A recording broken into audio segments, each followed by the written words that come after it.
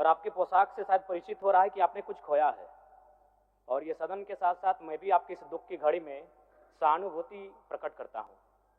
अध्यक्ष महोदय, तमाम विपक्ष के साथियों ने विशेष बात को रखा कि जो सरकार होती है संभवतः उनसे अगर कुछ त्रुटि हो भी जाती है तो उसके बचाव में खड़ी अपने आप को पाती है।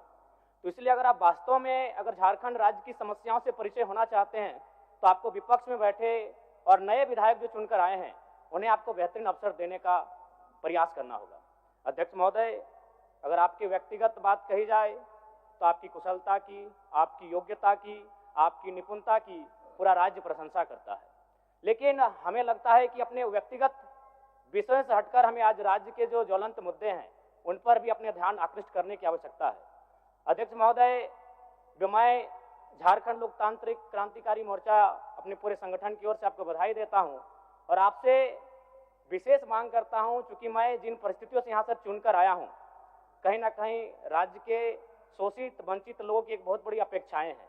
इसलिए जिस दृष्टि से आप सत्ता पक्ष को देखेंगे, जिस दृष्टि से आप विपक्ष को देखेंगे, उसी दृष्टि से मुझे भी और मेरी पार्टी की ओर से मुझे बात रखने का अवसर दिया जाएगा। मैं आपसे ये मांग करता हूं, क्योंकि आज जो हमें बात को रखने का अवसर दिया गया है ये बधाई है। मैं आपको पुनः बधाई देने के साथ साथ बस मैं ये कहना चाहूँगा, चूँकि मैं एक छात्र के नाते इस विधानसभा में आया हूँ, छात्र की गलियों से, छात्र आंदोलन से मैं पहचान बनाकर आया हूँ और मैं आपके माध्यम से सरकार तक ये संदेश देना चाहूँगा। अभी सीरियल के मामले को लेकर झारखंड के लाखों अभ्यर्थी सड़कों पर हैं। आप सदन से बाहर एक बार उनसे मिले, वो आपके ही बच्चे हैं, इस राज्य के बच्चे हैं और आप उनको संतुष्ट करें, आप उनसे मिलें, उनसे बातचीत करें और इस समस्या का निदान करने का प्रयास करें।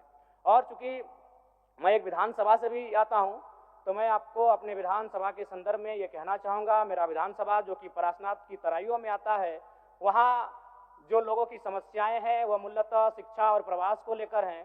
तो आपसे हमारी मांग होगी कि वहाँ शैक्षणिक हब में हमारे विधानसभा को तब्दील किया जाए और साथ ही जो प्रवास की समस्या है, मैं इसलिए इस विषय को कहूँगा, मैं थोड़ा समय लेकर कि आज देखिए इस सदन की बात करें तो कहीं ना कहीं हम लोग एक परिवार हैं और परिवार के नाते आज इस सदन में बैठे हैं। लेकिन मैं जिस विधानसभा क्षेत्र से आता हूं उसके आसपास के विधानसभा क्षेत्रों की एक घटना है, अभी कैमरून में 45 मजदूर फंसे हैं। तो मैं सदन बधाई के बीच में आपका ध्यान आकृष्ट करना चाहूँगा, ये गंभीर विषय है और वे रोते रोते टेलीफोन किए हुए थे कि उनको पानी की केवल पानी पीकर वो कई दिनों से अपना दिनचर्या को काट रहे हैं।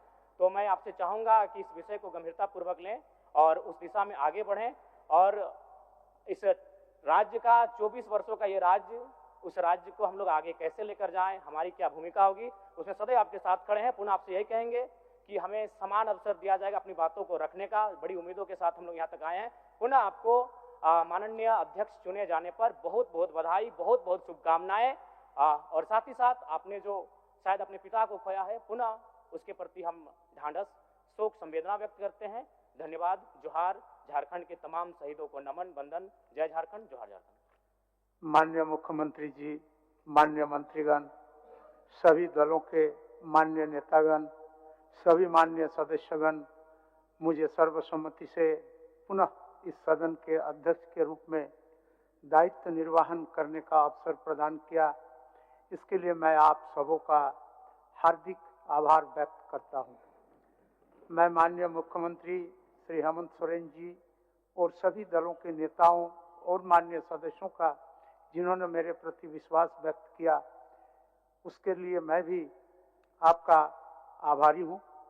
छठी विधानसभा का आम चुनाव लोकतंत्र का महा उत्सव था।